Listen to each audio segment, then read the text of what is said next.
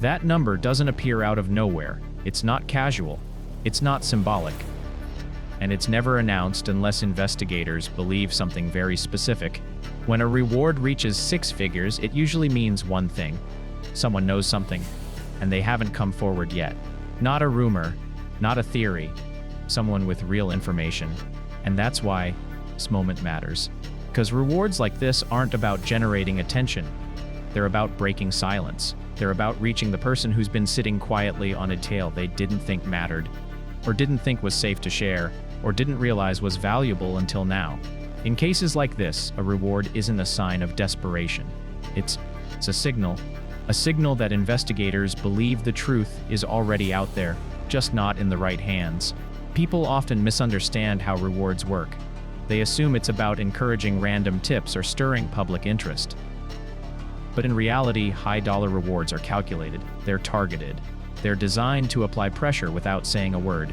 Pressure on memory, pressure on conscience, pressure on fear. Because the right person doesn't need a reminder of what they know. They need to speak. And the moment a $100,000 reward is announced, that reason suddenly becomes very real.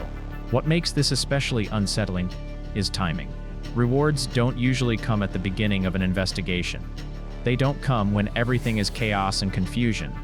They come later, when investigators believe the case has narrowed, when they believe a specific piece of information is missing, and when they believe someone has it. That's why people following cases like this start asking different questions the moment a reward appears. Not, what happened, but, who hasn't talked yet? Because the existence of the reward implies some crucial hasn't been shared. Something investigators can't access through forensic evidence alone. Something human. A conversation. An observation. A moment that didn't seem important at the time. And often, the person holding that detail doesn't even see themselves as involved. They think they're peripheral. They think they're irrelevant. They think it's safer to stay quiet. Until a number, like $100,000, appears. At that point, silence gets expensive. People also don't talk enough about the psychological effect rewards have, not just on witnesses, but on whoever may be involved. Because when a reward is announced publicly, it's not just asking for help. It's broadcasting urgency. It's saying, we are closer than you think. And if someone out there knows they're connected to the truth, that message lands very differently. It creates anxiety. It creates pressure. It creates mistakes that investigators watch for. There's also another layer people overlook. Rewards don't just attract new information. They reframe old information. Someone who already spoke once might come back and add a detail they previously dismissed. Someone who overheard something might suddenly remember a phrase, a time, a place. Someone who was protecting someone else might reconsider when they realize the stakes have changed. Because money doesn't just motivate. It clarifies.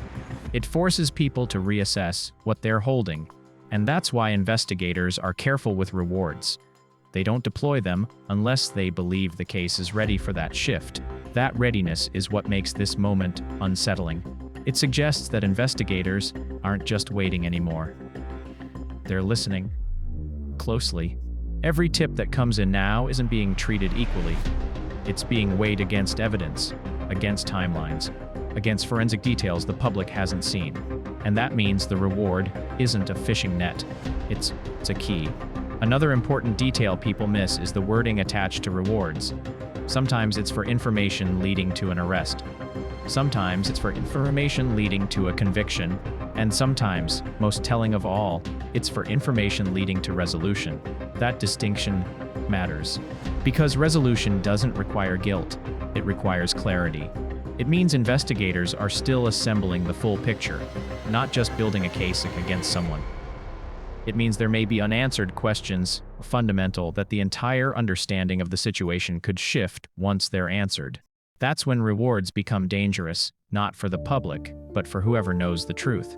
Because when resolution is the goal, even small details can collapse entire narratives. A route, a vehicle, brief interaction, a sighting no one took seriously, those are the things that rewards are meant to surface. And once they do, things move fast. What makes this especially tense is the silence surrounding the reward itself. no dramatic announcements, no daily reminders. Its quiet existence, sitting there, waiting, that silence is intentional because the right person doesn't need to be shouted at. They already hear it. Every day they see the number, they're reminded that someone wants what they know badly enough to pay for it. That someone believes their silence is the final obstacle. And that kind of pressure doesn't fade, it grows. Meanwhile, the public waits, interpreting the reward as either hope or fear, depending on perspective. Hope that someone will finally speak. Fear that the truth may be darker or closer than expected. But the reward itself doesn't choose sides. It's waiting for the moment someone decides that staying quiet costs more than talking. And when that moment comes, whether tomorrow or months from now, the story will change instantly, not gradually, not politely, instantly, because rewards don't exist to keep stories alive. They exist to end them. And the fact that this reward exists at all tells us one undeniable thing. Someone, something. The only question left is how long they can live with it.